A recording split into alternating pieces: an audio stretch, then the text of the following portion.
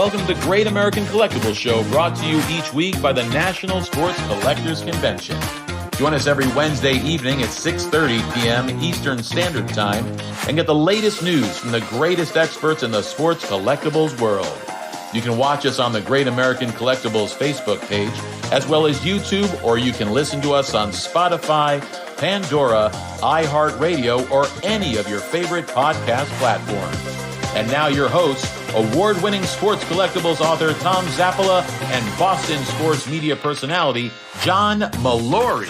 Okay, you know something? I'm psyched. This guy is one of my favorite of our guests when he gets. I agree. Hooked, right? And direct from the North Pole, Al Crisafulli from Love of the Game Auctions.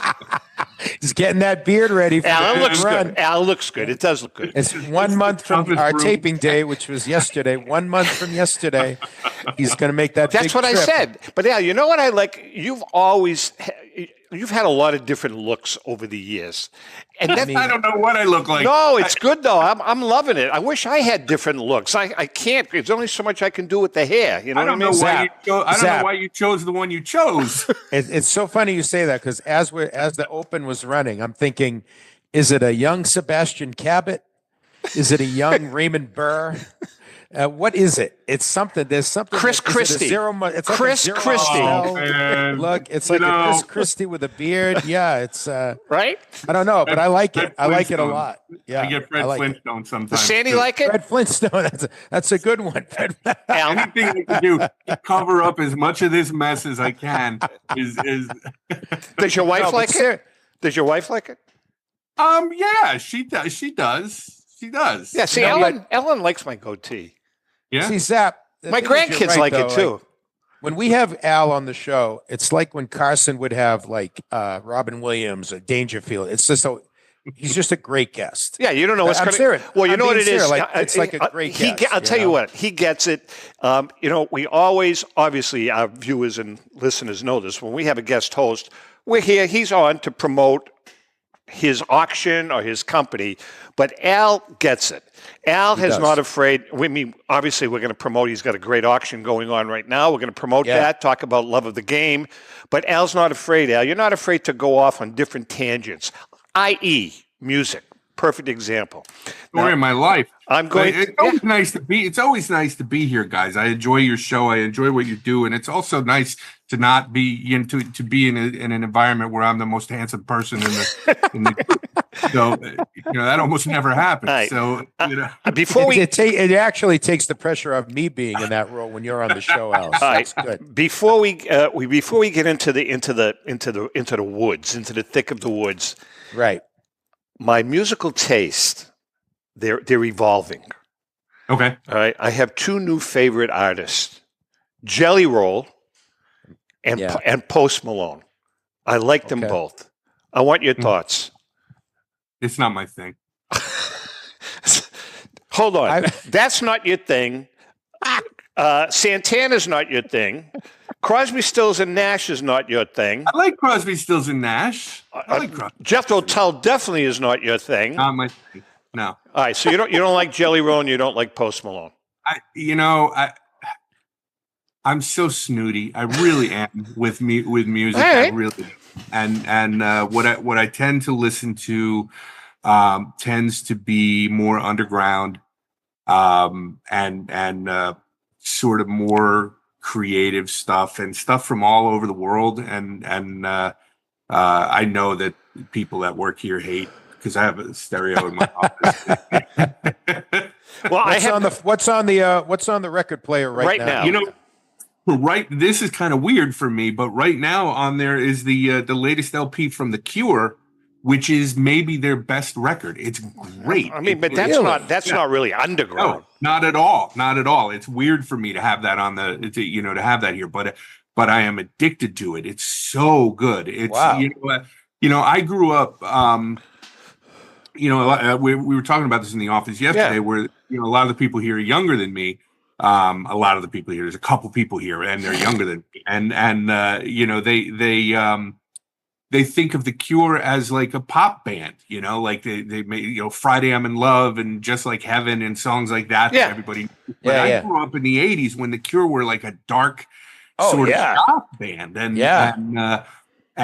that's what those are the Cure records that I gravitate to, and this one has a lot of that, and it's just really. I mean, they were good. They weren't my favorite. I mean, hey, if you want a good underground band from Europe, check out a band called Dirty Loops.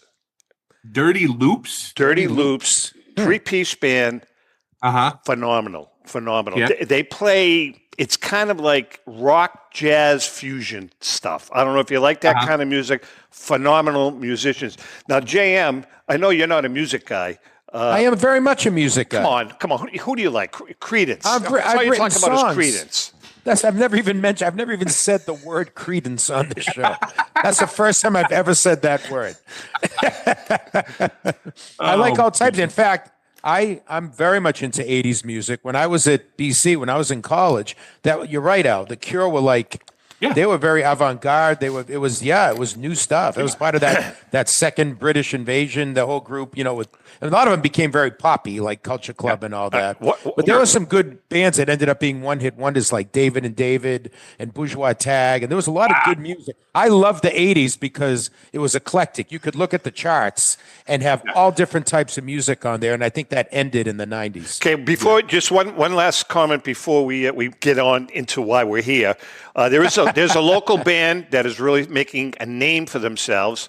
They're from New Hampshire. They're called They're called Tumble Toads, and the lead singer of this band is one sexy, hot chick. Our producer, Chrissy Cunningham. Chrissy's band, and they're really good. They're really good. They really are good. Chrissy, we're going to in the next couple of weeks. Yes. I want to put a little snippet on the air. Okay. All right.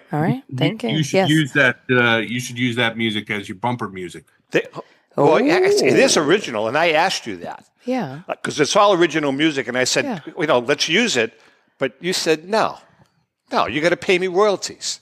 Well, yeah. I mean, if you want to be a serious musician, you got. I can go on YouTube. I mean, we'll do it for free for charity, but I don't think you're a charity singer. Right. So. All right, let's get into this album. But yeah, Tumble Toads. Anyway, check us out. We're on social media.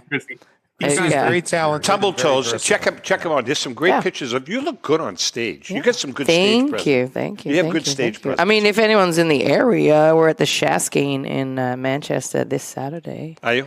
Yeah. I'm busy. I didn't ask you. What? Right. It's for your other two listeners. Right. That's not me and Al, by the way. All right, I got a question, Al. Let's get into this right away. You have an auction. Are you happy with the direction that the auction is going in right at this snapshot in time? I am. Yeah. This is a really cool auction. There's a lot of unique collections and things like that. So it's got a we've always kind of filled this niche where what's in our auction is stuff you don't see every day. Yep. This auction has kind of a bunch of different little sections that address different little niches in the hobby. So it's really neat to flip through the catalog and see all the different. It's got some unbelievable stuff. How many 51 signed Bowmans are in this auction? It's almost 300. It was almost a full set. If you remember last auction, we had a Mantle. Right. These cards came from that same collection, and the Mantle obviously got done first from PSA because it's they do it quick when it's expensive, but all of the other ones came in time for this auction. So the reason I'm asking is just out of curiosity. The bidding started at $25. Right, pretty much at $25. Most of them. Because I got a call from a big time collector, and I think you know him, but I'm not going to mention his name. Asked me my opinion because he's thinking about. He says I'm eyeing this, and I'm thinking about buying the whole thing. So I said to him, keep an eye on it. I think right now the prices are phenomenal on those items. So it's going to be interesting to see if this gentleman scoops the whole 9 yards. He very well welcome. welcome to come in bid. We will roll out the red carpet for his bids. He very well may. They're really, what I like about this particular collection is that the signatures pretty much universally look good. Sometimes when you get a big, good meaning attractive, sometimes when you get a big group of cards from any set, there's some junky ones in there. Sure. There's some ink skippage, but in this case, the collector really paid attention to how the signatures present. So even in the case where it's a common signature, it's somebody that you see a lot. In this case, it's a nice example, and so that's kind of a cool thing to offer. John, just to follow up, Al, on a collection like that, I mean, I'm assuming, I haven't looked at the signatures, but I'm assuming those things were signed 1,000 years ago, correct? Or some, there are some Sharpie signatures in there, but there's some ballpoints too. There are. I tend to gravitate, especially now that signed vintage cards have gotten so popular. I tend to gravitate to ballpoint signatures because that implies that the signature. Yeah, I agree with you. I agree. Right. JM? Right. Al, so many great items as Zap mentioned. He already mentioned a couple of them. I mean, we have a list of things we want to ask you about, but give me like one or two or three wow items for you, that you like, this is a really, maybe it's not the most expensive item in the auction, but a couple of items that really stand out for you as a guy who's been doing it for a long time. Well, my favorite piece in the auction is probably the lot number one, which is a photo of Babe Ruth, Lou Gehrig, and Miller Huggins from. Yes, that's a great piece. It's what's hard to get across in the catalog is that this is an 11 by 14 photo, so it's an oversized photo. It's a big photo, it's beautiful. It's in great shape. What's the history on that, Al? Like, do you know the background on it? Or? I really don't, and it's just a beautiful photo. And I'll tell you, we did an event here at our facility last weekend where, we've got a lot of art in this auction, and we've got a really cool collection of photography in this auction. And so we ran a panel discussion in the gallery in our building where we had some artists and a photojournalist and a collector of photography, and we all kind of talked about the relationship between art and photojournalism, and it was a cool thing. You can see it on Facebook Live if you go to our Facebook page; it's still there. But we had all of this stuff all spread out in the gallery, and that Ruth photo was really one of the things. The centerpiece. I mean, sorry, Zeb. I saw it. Obviously, I haven't held it in my hand, but I saw it on your website. Yeah. I mean, and it looks like it was taken yesterday. It's just so clear, the clarity and the quality of it. How the hell does that happen? I mean, we're talking about something that was taken, almost 100 years ago, right? That was taken and sent out in a lot of cases to newspapers for them to hack it up and put it, because back then you had to actually paste. It wasn't like are we going to scan it and drop it? Right, that's a good point. So a lot of these photos, just got mangled in the course of their regular life. And so to have one like this is pretty unique. And what's cool is we've got a ton of them. We've got a bunch of different photos in this auction. That one, the lot number one did not come from this group, but we've got a couple of different collections that are scattered throughout this auction of photography that is just absolutely beautiful stuff. And early Mickey Mantle, early Jackie Robinson, 1930s Babe Ruth, 1920s Ty Cobb, just beautiful shots. And so there's a lot of really cool stuff. Then, the geek in me, there's another piece. It's a low dollar piece, and I'm going to write about this soon. I haven't really announced this anywhere yet, but one of the lots is a 1907 Nap Lajoie baseball guide. Okay, not a big deal. You see these all the time. Right. Very similar to the Spalding guide and the Reach guide, things like that. Inside, there's all photos of the teams and all of this. Right, the back of this book, there's an ad for American League Publishing Company for cabinet photos that you could write in and pay 25 cents a piece and get them. And I see this ad, reading the ad, and I'm like, what are these? You would think we would know what these things are. What were they set here, right? And so I start digging. There's a set of cabinet photos that has always been attributed in the hobby to 1904. They're called 1904 anonymous cabinets, and what they are is they're some people also call them the name on photo cabinets. They're Horner photos mounted on gray board, and the photo is a portrait of the player, and it's got his name in the bottom corner. And it's always been in the standard catalog. It's 1904 anonymous cabinets. What these are is 1907 American League Publishing cabinets. Wow. That's what this ad is. And we've done this sort of That's a discovery. Yeah, it's really cool. We were the standard catalog has I think 12 listed as 1904 anonymous cabinets, and I think there might be 16 in the on tcdb.com. We've been able to checklist 29 of them now. I'll tell you what, that's a Sports Collectors Daily story, no doubt. It's a good thing. And this goes back to the whole issue. Well, now what do I do? We made this discovery. These cards are actually 1907 American League Publishing. Who do we report that to? There's no one to report it to, Al. Standard catalog, right? So how do you get that? There's nobody to report it to. That's sad. You're right. Al, are there some Arthur Miller pieces in the auction? No, but we do have a lot of art. We've got a brand new Greg Kreinler that is Greg is tremendous. He's phenomenal. This, if you look, it's lot number 17 in our auction. It's also the cover of our catalog. It's a beautiful painting of Christy Mathewson. That's brand new. And the thing that's really cool about it, first of all, it's huge. It's 30 by 40. This is not a little thing. Yeah. But what's really cool about it is that Greg is no longer taking private commissions. He's so backed up. I think he's backed up a decade. Is he really?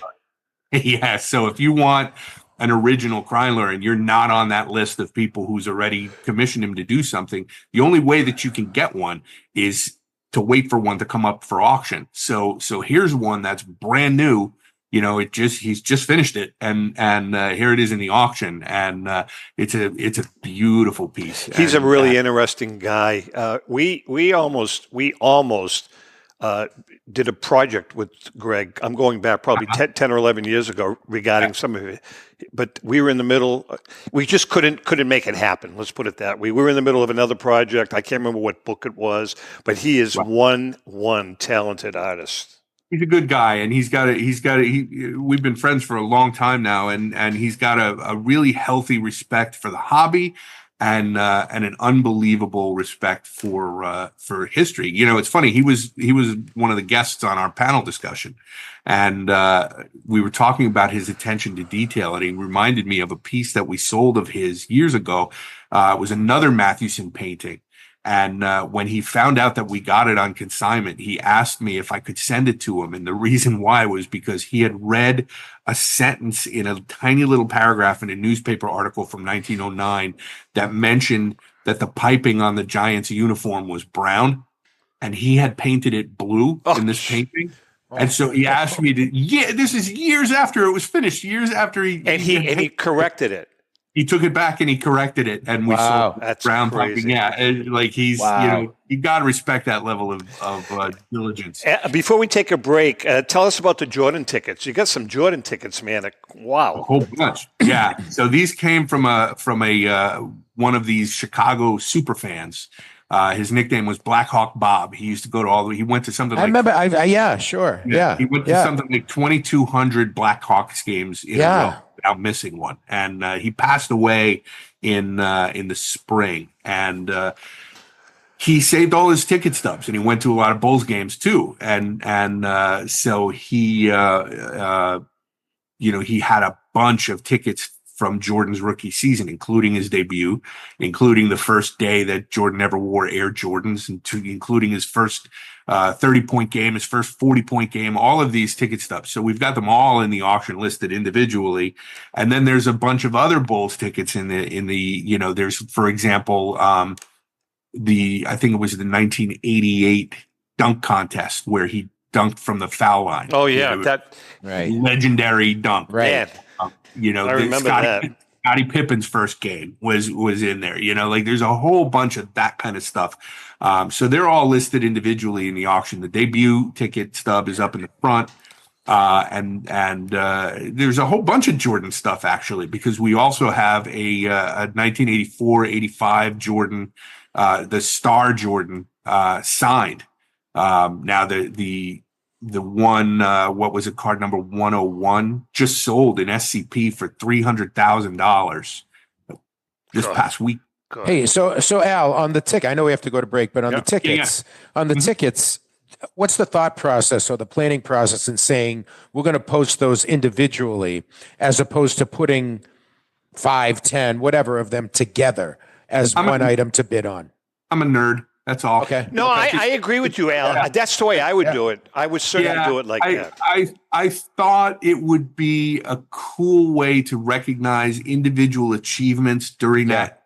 I mean, right? Because that's what we're doing. We're honoring the game, and so we don't get the opportunity to have really special basketball stuff anywhere near as often as we do. I think that's the right move. I definitely think that's the right move. And by the way, I have a ticket stub from my first varsity high school game at Austin Prep. Is that worth anything? Well, it is because it's made of stone. So. Yeah, those old ones where they had to chisel. Hey, listen, Al, since Zap does this all the time and asking what his stuff is worth and what he has in auctions and how much money he's made off things. I have never said that. I have a torn ticket stub from Kyle Yastrzemski's last 2 games. Who cares? Is it worth anything? Was it a doubleheader? No, his last 2 games. It was 2 different days. I went to his last 2 games. Are those worth anything? I'll give you $10. There's value. There's value to any milestone game. I think, the later they get, but they're torn. It's all right that they're torn. The stub is torn. Yeah, because they used to be torn. They used to tear tickets. Yeah. Yeah, that's it. When you have a stub, there's always a tear. It's, and it's funny. The hobby right now, they value the full ticket more than they value the stub. Hell, I'm getting killed on a ticket. I talked to a guy one time who's a really advanced ticket collector, and one of the hobby's most advanced. He's been at this for a really, really long time. And we were talking, and I mentioned something about a full ticket, and he said, I prefer the stub.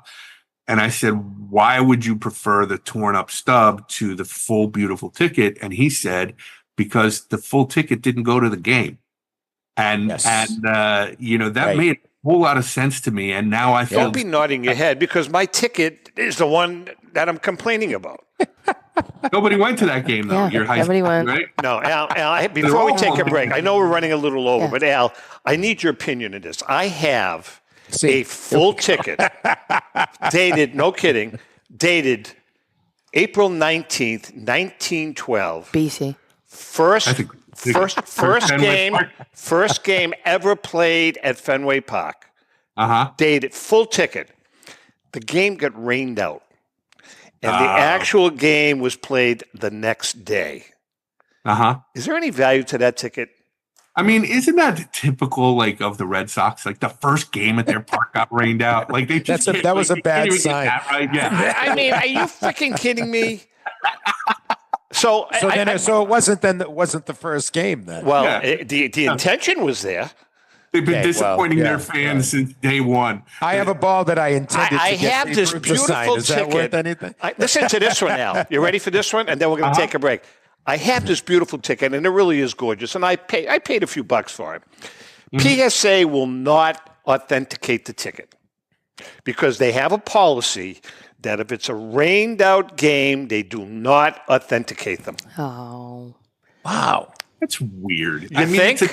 It's a ticket. The hobby has some level of value that they assign to things like phantom tickets and proof tickets and things like that. People pay for those. I would imagine that they would pay for that ticket too. I went through Chris Collin. I emailed Nat. I've done everybody I know. Jackie. They won't do it. And quite frankly, a few of them, I'm not going to mention names, says, it's actually a pretty dumb policy, but can't get and I have all the provenance. All right, we're going to take a quick break. Wait a minute. By the way, you kind of just named them. So No. There was some other. So people. really, so what we're saying is, at the end of the day, you have a ticket that never went to a game that never happened, that didn't happen. and you're upset it's not worth anything. Listen, I I just wanted to clarify. I'm sorry. Yeah. I have Yeah. a ball from my great grandfather had a ball. He intended to get Babe Ruth to sign it. Is Yeah. it worth anything? Yeah. All right, listen. First of all, I'm going to say this. I hate the I think three I of you. just got fired. I hate Bye, the three of guys. you. All right, listen. We're going to take a quick break. Al's in the house for the whole hour. We're going to come back with back by popular demand, a Gax blast from the past. Hang in, and we'll be right back.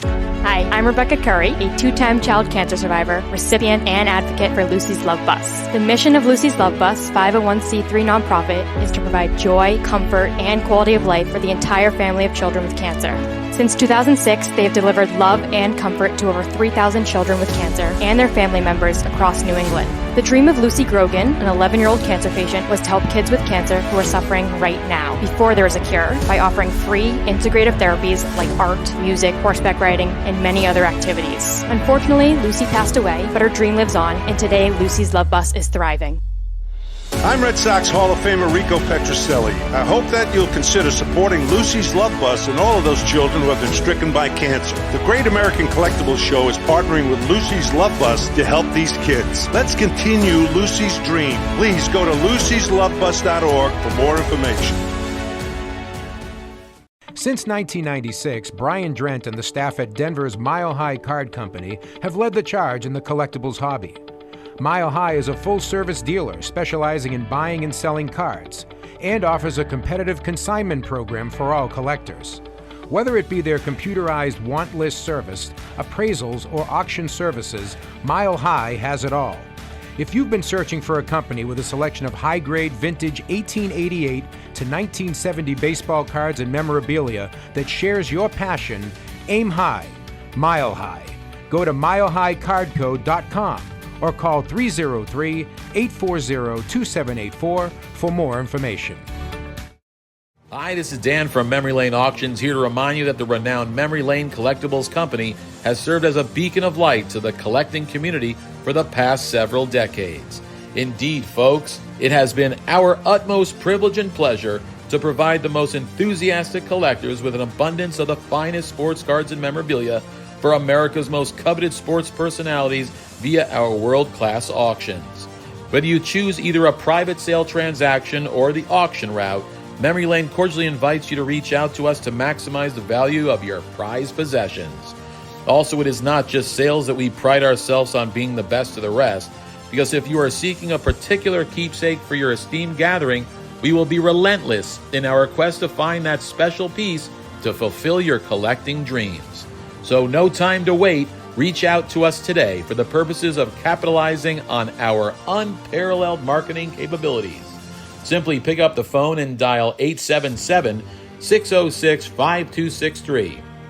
That's 877-606-LANE, or find us on the World Wide Web at www.memorylaneinc.com. Now is the time for your valued consignment to ultimately become another one of Memory Lane's record-setting prices. This is Brian Drent, president of Mile High Card Company. Is your sports card and memorabilia collection properly insured? For easily replaced personal property, homeowners insurance is all most people need. But for prized possessions that you may have spent a lifetime collecting, it doesn't go nearly far enough. Collectibles Insurance Services has been insuring for over 50 years. They offer a full range of protection and a $0 deductible at an affordable rate with no appraisals required. I know because they insure my collection. If you have a minute, go to collectinsure.com and learn more about insuring your personal card or memorabilia collection. How would you like to own the bat that was used by your favorite player when he hit that towering home run or game-winning base hit? Now look no further than JT Sports, specializing in the sale and authentication of professional game-used bats. As the official authenticators of professional model game-used bats for PSA DNA, JT Sports will guarantee the authenticity of any bat purchased from them. JT Sports also buys and sells game-worn uniforms, gloves, and baseball equipment. The unique quality of the collectible is what JT Sports is all about. Give them a call at 609-487-8003 or check them out at GameUseBats.com. Okay, we are back, and it is time now. You're killing me today. You are killing me today. It's time now for a GAX. Look, why don't you take your ticket that didn't go to a game, that didn't happen, and go over there if you're not happy with what I'm doing today. Right. Yeah. You know something? He's That's just going to bother salty. me. This ticket thing is going to bother me for the rest of my life. What number could I give you to make you let this go forever? I'll pay it right now. I'll buy the ticket out of your hand. $6,000. Al, can I borrow some money? Al, okay? I paid $4,800 for that thing. I'll work it off for the rest of my life, I swear. I mean, Thinking that it was going to be valuable because it's a whole ticket, but the game never happened. did you know that the game didn't happen when you bought the ticket? I did. I just kind of rolled the dice. Did you buy a ticket to go to that game? And Okay. and, All right. Let's move and it on. got rained out. So Let's move on. Anyway, All right, what it's happened. time for a GAX Blast from the Past, brought to us each week by a good friend, Paul Borges, and PB Collectibles, your neighborhood card shop. Go to pbcollectibles.com to find that special card or piece of memorabilia. Backed by popular demand. By popular demand. Mallory disagrees with me on this. I think, hands down, the greatest broadcasting team in the history of the Red Sox, Don Orsillo and Jerry Remy. Everybody except Mallory thinks that. Now, taking that... Listen, can I clarify? No, let me finish. I think Remy has to go down as the best analyst ever. Don Orsillo is not the best. Don Orsillo is Orsillo. not the best. Right now, he is the most popular in the country. Right now, for the San Diego Padres. He is not the best Red Sox play-by-play man who ever lived. You're going to Sean McDonough? I'm going Sean McDonough. I'm going Dick Stockton. Get out of here. If you want to go to radio, I'm going Ned Martin. Yeah, you're nuts. You're nuts. Don Orsillo is a wonderful guy. Interviewed him many times. Great guy. Very popular. Why was he popular? Because he was the announcer when they won the World Series. No, they had a chemistry. They had a tremendous chemistry. Well, we're going to show... He had a great chemistry with Sean McDonough. All right. Backed by popular demand, this is one of the greatest Orsillo Remy pieces in baseball history for the Red Sox, the Pizza Caper. This is... Left side, ranging is Cabrera. Now coming is Anderson, and interfered with, no. Into the stands, the umpire ruling Tim Timmons, and one beverage less than they had before. Let's see, how does this happen? It wasn't even him. Oh, wow. It's Buddy. Oh. Where did it go? What was that came flying in? I'm not so sure that was a mistake, which on his shoulder. It looks like somebody may have thrown some stuff on him just to add insult to injury. But I'd be kind of ticked off myself if somebody fired a pepperoni pizza at me. Well, he's the Pepsi fan of the game until he gets thrown out. That was unnecessary. That really was uncalled for.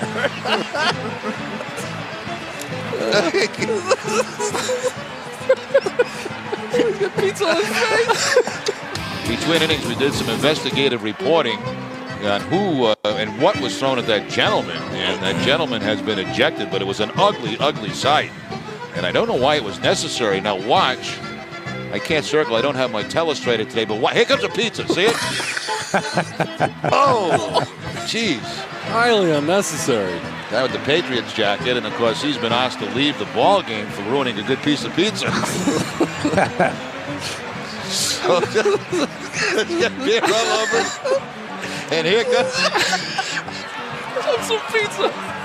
One more look in slow motion if we can, and here's the Patriot. Here it comes. I'm going to throw my pizza. That is not tolerated in this ballpark. He has been ejected and never again allowed to buy pizza. Ooh, well, there it is. There it is. Someone should put that in a bag and I'll tell you take what. that away to make sure that they secure the evidence. Yeah, you know, Horatio Kane of CSI Miami will be here soon to collect the evidence. All right, so did you know that's a great piece? That's a piece that is forever going to be part of Red Sox history or TV history. Orsillo was great. Remy's, God rest his soul, was great. A couple, I thought they were very talented. All right, Willards V122 Ruth Card. That's a great card, Al. Really good card. It's a beautiful example. It's scarce. I love that card. I do. It's a Canadian issue. It's seldom seen. I mean, you see all of these Gaudy Ruths, E121 Ruths, and they're selling for, ridiculous amounts of money. This is a tough card. So I'm looking forward to seeing where that lands. Guess who? Now, see, Mallory's going to love this.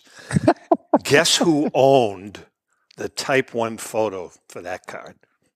I'm going to guess it was you. Yeah, it was. It was. Uh-huh. Yeah. You took it. You took the photo. I took the photo, lost my shirt on it. Let's move on. No, that's a great card. Did the photo really ever exist? I had the photo. I did have the photo. Did you really have the photo? Or was it like the game that didn't? No, it was a Type 1 photo that I went through my possession. Let's put it that way. E92s, Matty and Young. That's a great series. We have a full E92 document set, a higher grade set that we broke up in this auction. So not only do we have the Matty and the Young, but we've got both Wagners, and we've got a beautiful high grade. I believe it's Bender. It's a great set, and you just don't see them in this kind of condition. Oh, that is a great set. Yeah, and so that came into the National. Really, really nice guy who consigned it, and just a pleasure to work with him, and a really cool consignment. Al, I want to ask you about a couple of items you have. You have a Walter Johnson signed baseball in the auction. And last time I think you were on the show, and I was on the show, we talked about Christy Mathewson a little bit and the kind of the mythical quality that he has. I think Walter Johnson has that similar kind of classic aspect to him in the hobby. Talk about that item. And I just want to talk about Johnson in general, his legacy and what he is in the hobby. It's a beautiful baseball. It's a clean ball. The signature is a little faded, which, it's old, but it's a great piece. And you just don't see Walter Johnson single sign baseballs that often. Yeah. So it's, it's a cool piece to have in the auction. I mean, Walter Johnson is he's in the discussion for the greatest pitcher of all time. He's mythical. It doesn't even begin to describe. When people today are, referring to the great pitchers, they refer to Walter Johnson, and that's interesting because obviously, today every pitcher can throw 100 miles an hour. Right. And Walter Johnson, from all indications, threw about 95. However, if you talk to some of the pitching experts that have really analyzed his film footage, what made him very, very difficult was his delivery, because he came three quarters like a slingshot, and he released the ball right in front of his uniform, which made it next to impossible to pick up. He was a bit of a technician out there, guys, too. I mean, I think the guy that reminded me of him the most latter day would have been Maddox, because Maddox's fastball, it might have gotten to, like you said, maybe 95. I agree. He was not an overpowering, but he was smart. His delivery was hard to figure out. Al, and you guys can chime in on this, but I think that's like, if I were to pick a latter day Walter Johnson, and I think that's why Johnson's one of those guys, when you talk about could great players from that era have played today, Johnson's one of those names that comes up as a guy who could still pitch. Yeah. Maybe not. I understand today it's 100 miles an hour, but his intelligence is what set him apart. I agree with you. Yeah. I think, this is one of the things that this discussion is one of the things that makes baseball such a special game. Yeah. And, just such an important thing where we're talking about, players that played 100 years apart and how the framework of the game hasn't really changed that much. Athletic ability has changed, but, you have this timeline that you can actually compare Greg Maddux and Walter Johnson, which is really cool. Well, something, this is a great segue to an announcement that I'm going to make it now. So I don't know what your feelings are about AI, but it's kind of a fun thing. So what we've done is we are working with somebody who is an AI expert. And after the first of the year, we are going to produce, according to all the information that has been given to us, we're going to produce or the greatest 8 greatest baseball teams of all time. And we are going to have a Elite 8, and they're going to play each other. Like a tournament type thing? First seed to the 8th seed and get down to the championship game. Okay. And this is based on all the information that's going to be given to us. But the fun part about it is an inning by inning breakdown of the game. Wow. We'll give a synopsis like Ruth Ruth had a base hit, blah blah. So we're gonna do that, and we're gonna have some fun with that. We're gonna run it over a period of about 2 months.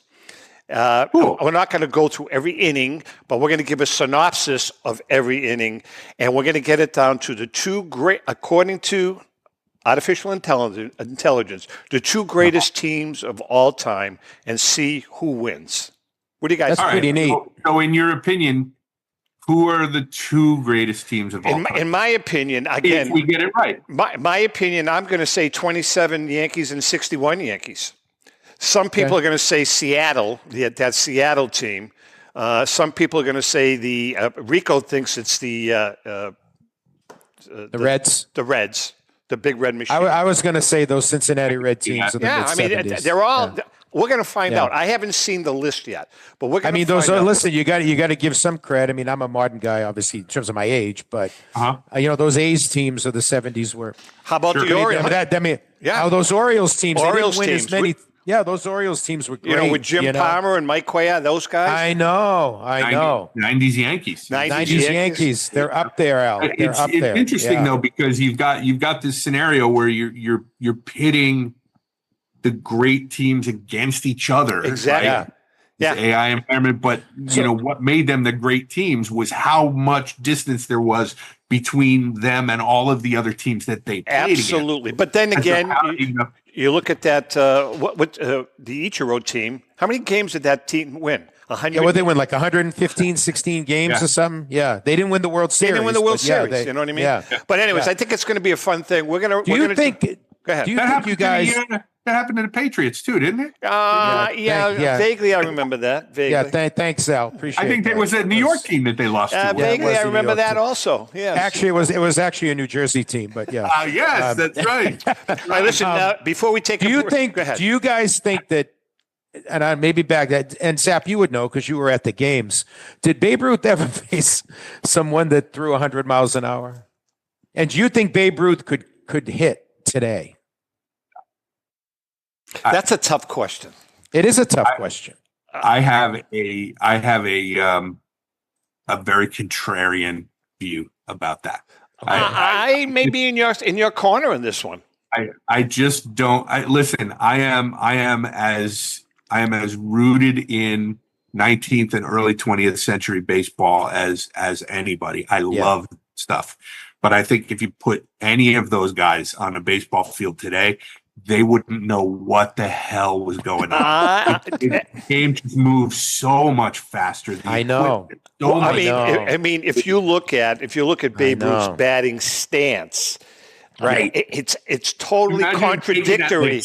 With his 2 feet together, it's totally contradictory to what hitting is about all today. And it's not a knock at Ruth. Because for his era, he was the greatest of all time. But yeah, I hear you, Al. The game is, and that's, by the way, a lot of sports. Football, same thing. Probably, sure. So I mean, the equipment is better. I agree. Everything about the game is different. I know. I agree. Scientifically engineered. I just don't think you can compare. All right, before we take a break, Al, one other question. The 47 Dodgers program, Jackie's first hit. That's a great piece of memorabilia. Yeah, very, very cool. So that is from one of the exhibition games that happened at Ebbets Field right before the season started. They played 2-game series against the Yankees at Ebbets Field. So we have the ticket stub from the first game. Okay, so now this belonged to Clyde King, who was a pitcher on that Brooklyn team. We have a bunch of Clyde King stuff scattered throughout the auction, but what's cool about the program is that the second game, this is from the second game the exhibition against the Yankees. And that's where Jackie got his first hit.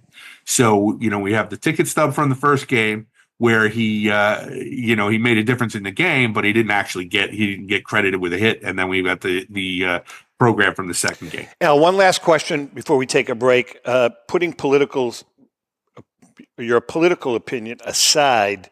Please. No, but I guess my question is, the election, or will the election have an impact on the hobby, in your opinion? So I'm not an economist, and I don't know what the results of the economic policies are going to be in the short term. I don't really know how many of the policies realistically can happen. These tariffs and what are they going to do and all.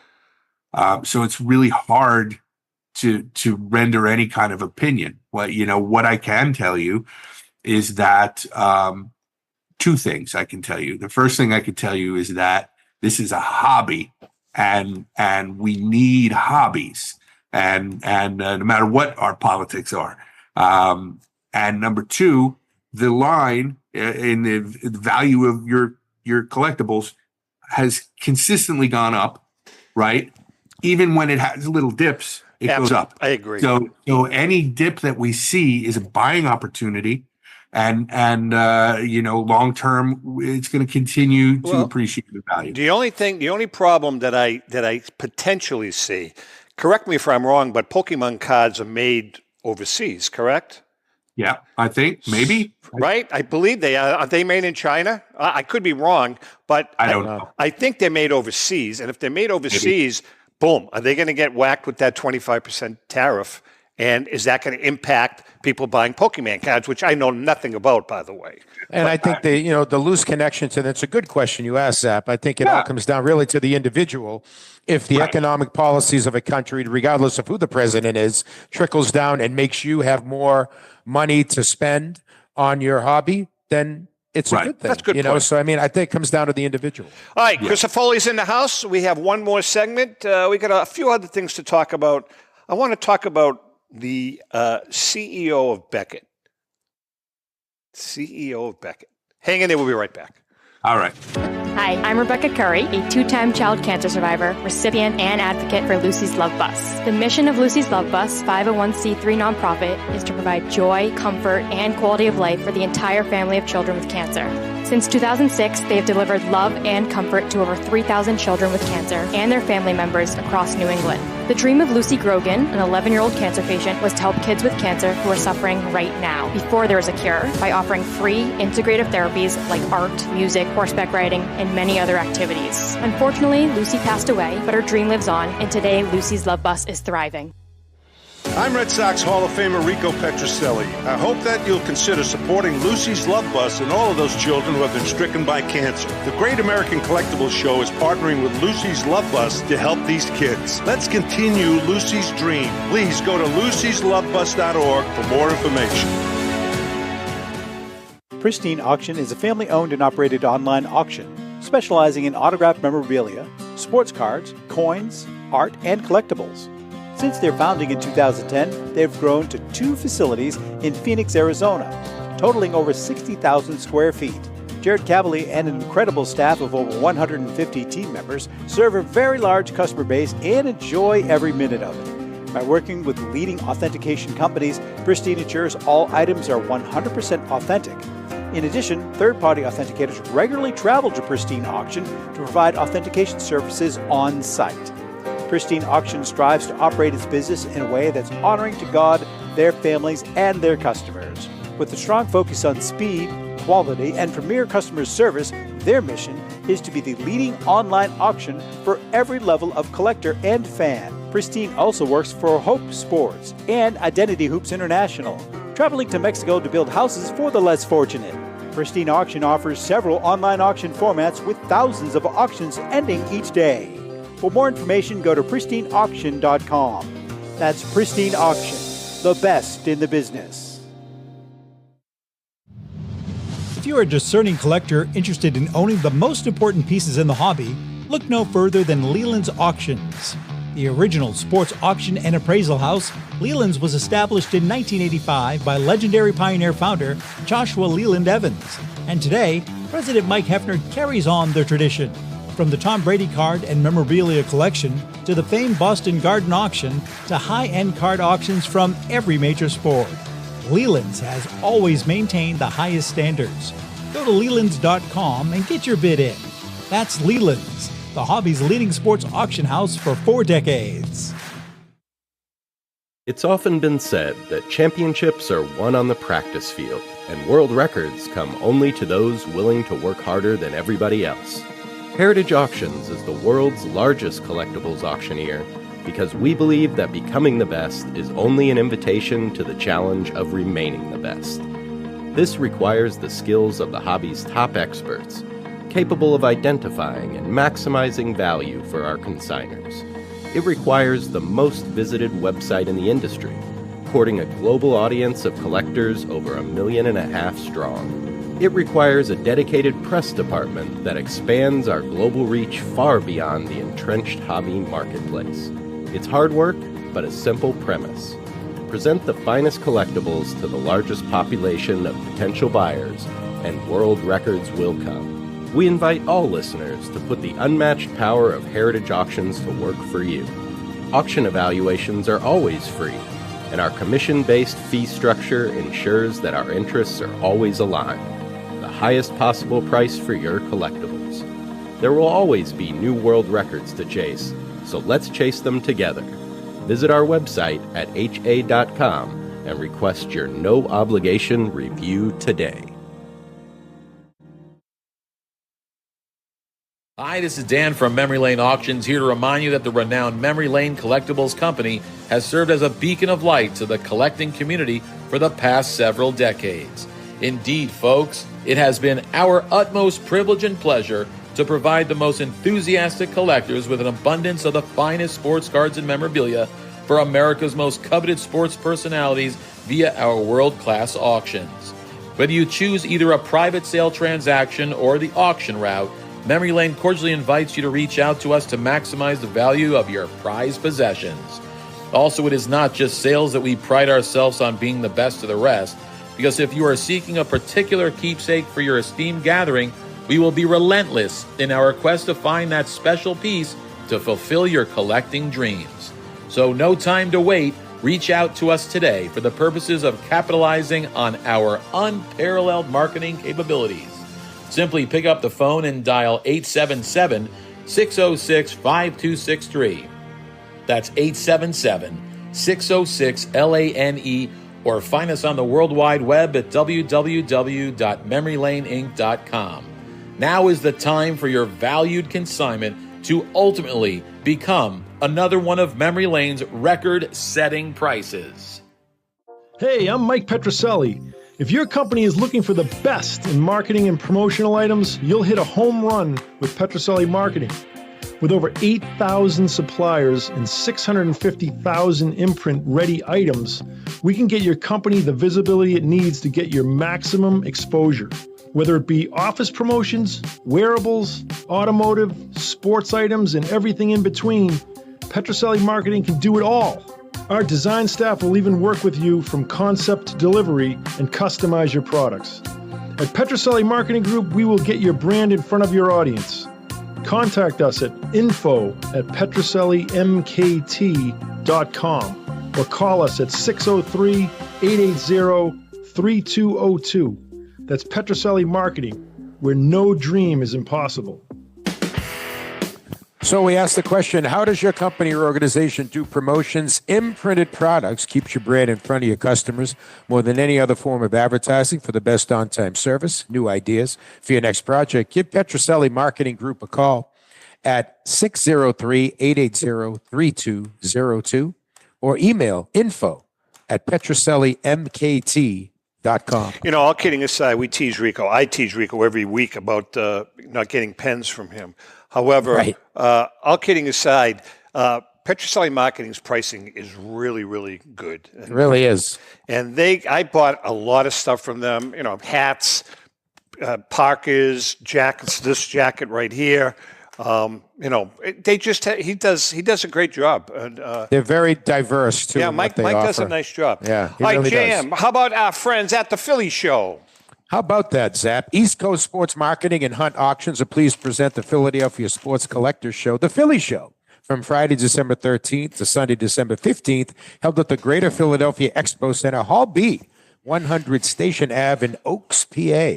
Shop over 300 of your favorite hobby dealer booths on over 100,000 square feet of sports collectibles heaven from the 1800s, when Zap was around, to present day.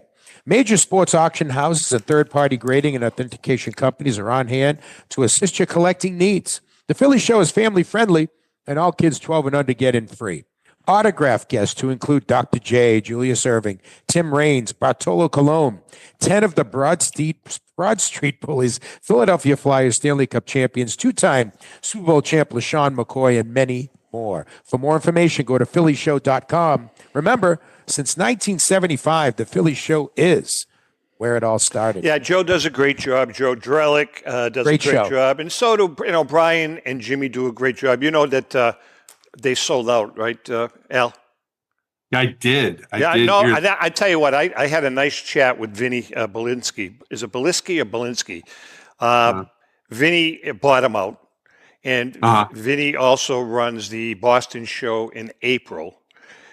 We had a nice chat. As a matter of fact, we're going to broadcast from there come April. And this guy is he's got a great vision. He's got a great vision. He's going to do wonderful things. Brian and Jimmy, they're helping out, obviously, but they're focusing on the national with Joe. Right. But it's a good group of guys. So I wish Vinny the best. The CEO of Beckett, he just got busted for fraud. So my question now is that going to affect the Beckett grading part of the company? In your opinion? Nah. No. I don't know. The Beckett grading doesn't really play a major role in our world in vintage. I mean, from time to time we find some things that go in Beckett holders, and in some cases there have been certain types of items that only Beckett would authenticate. But the reality is that this is a PSA and SGC world. Still in vintage sports. But the other reality is that, people who committed fraud haven't really, it hasn't really impacted their business, has it? Sad state of affairs. A real sad state of affairs. That's just kind of across the board. It's not just in the hobby, but you are so right. Yeah. I mean, you think about how much. How much evidence there has been out there about, different entities in this hobby that have done bad things. Bad things. Doesn't matter, it's a statement on. I don't know what. I don't know what it's a statement. I don't know where I'm going. It just makes I think it's a reflective of sports as well, right, Al and Zap? I mean, there's a lot of owners, there's a lot of teams, there's a lot of players who have done bad things, but doesn't change the fact that I think what your answer to that is fans. I think I think still like the hobby. They still like the items, that you have in your auction and others. So there's an expression that I hear a lot of times: "Stuff trumps all," which basically means as long as the company's got stuff for me to buy, anything that they do to get that is okay. I could. I choose to conduct business a certain way at Love of the Game, and I'm comfortable with it. And that's, really, I could sit here and just rage about some of the stuff that goes on in this hobby, which you have done behind the scenes, which is fine. And I 99% of the stuff that you have discussed, I agree with. You're 100% right, man. I mean, things like card doctoring and shill bidding and stuff like that is bad, and it hurts the hobby. It puts money in somebody's pocket, but it ultimately is bad for the hobby. Yeah. So I struggle with it at any level. But, also there hasn't been all that much repercussions for it. There have been a couple of examples, but not a lot. So, I don't even know the specifics about the Beckett thing, the Beckett CEO and what he did or didn't do or whatever. But the answer is the same. I don't think it's going to make a difference. Not going to impact. Hey, by the way, Al, I got a kudos to you for bringing Andrew Ehrenstein on board. He's a good kid, knows his stuff, very personal. We had a really nice chat with him. I don't know if he told you in Wilmington.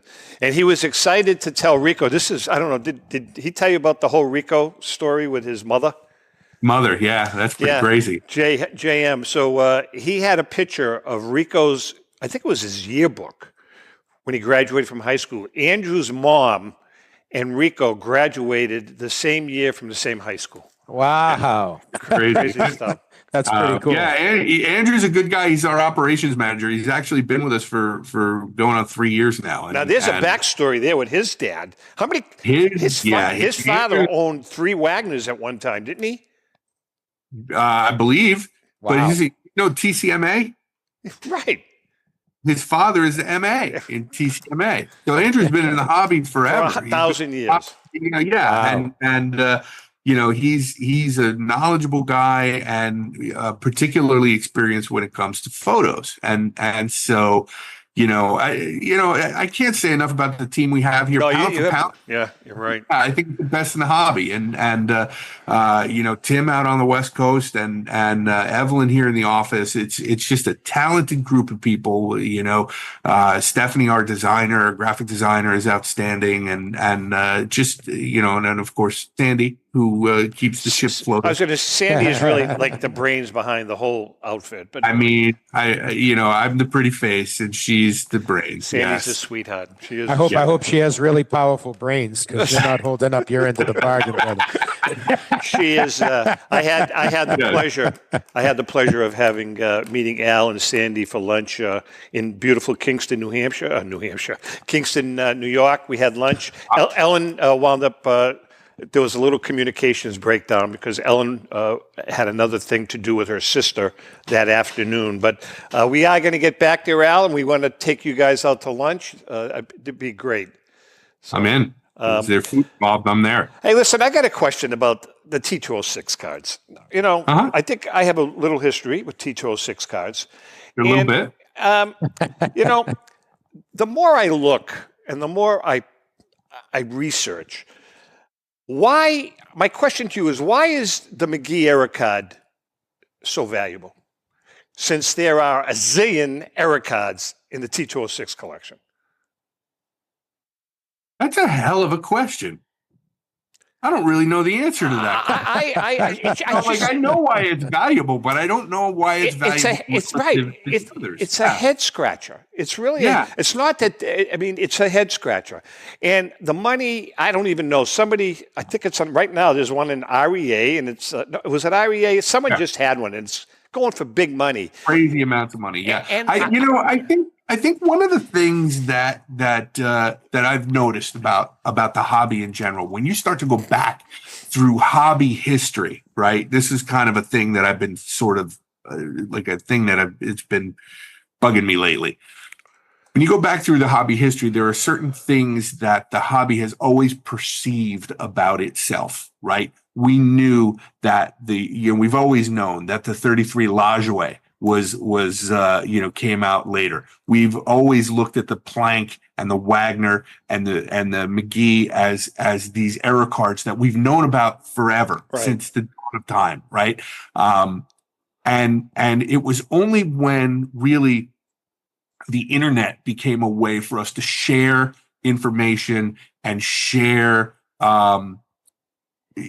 transactions, right, that we started to really get a feel for things like the fact that the T207 Loudermilk is not as hard as we thought it. It's hard. It's a hard card, but there are other cards in the T207 set that are similarly hard. Right. The Del Pratt, the 1914 Crackerjack Del Pratt, which was always considered to be like a huge scarcity, but really the 1914 Hick Katie is more scarce. Yeah, exactly. And I think when we, now that we have access to all of these, the whole universe of cards and population reports and things like that, where we can really objectively look and see, wow, there are a million errors in the T206. It's unbelievable. When we were writing the book, we stumbled upon, Ellen is fanatical about research, and we stumbled, and we published them in the author's notes.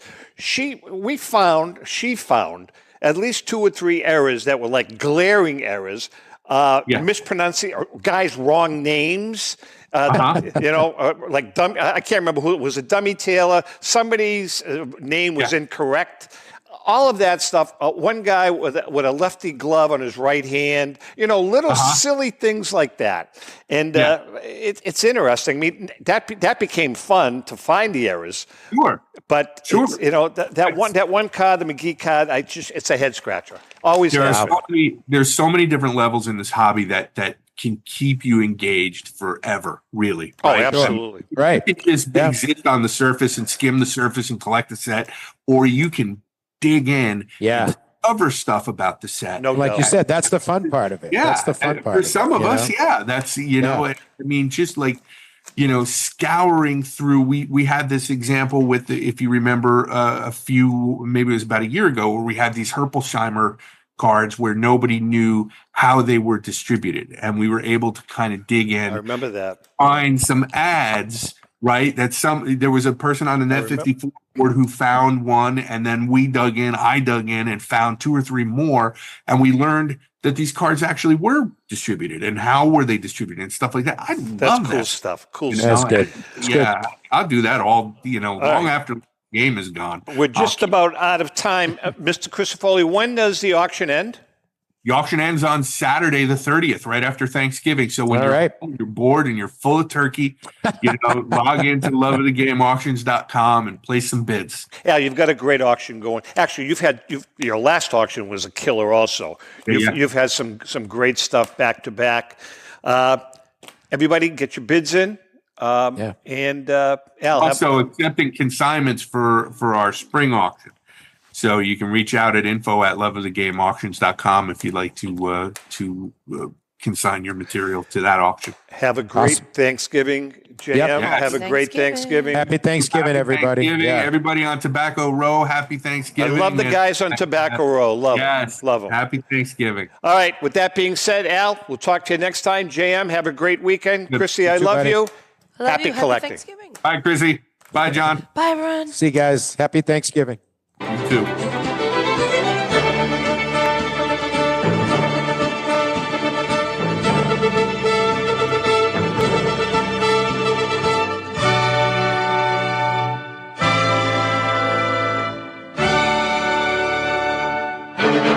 The views and opinions expressed by the hosts, guests, or callers of this program do not necessarily reflect the opinions of the Studio 21 Podcast Cafe, the United Podcast Network, its partners, or affiliates.